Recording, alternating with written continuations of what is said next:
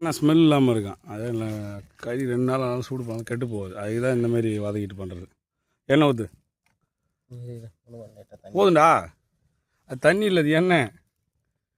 அது சட்டி ரொம்ப நாளாக நம்ம வச்சுருந்த மாதிரி அப்படியே அதே இன்னொரு கழுவினு வந்தேன்.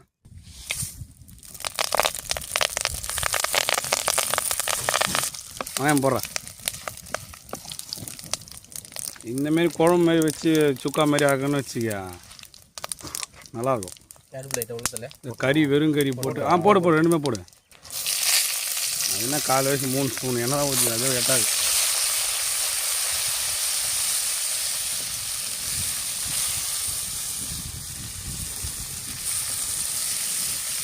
தக்காளி போடலாம்.